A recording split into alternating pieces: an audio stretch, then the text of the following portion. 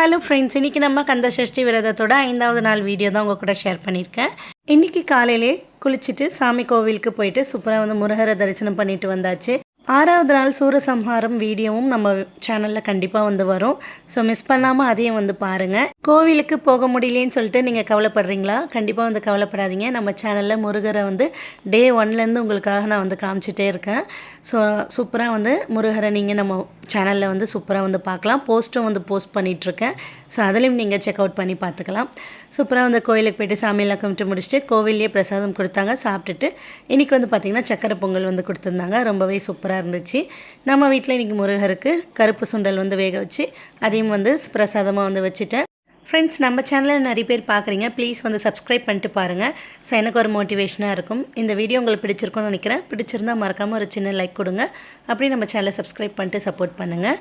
Next வீடியோவில் பார்க்கலாம். Thank you. பாய்.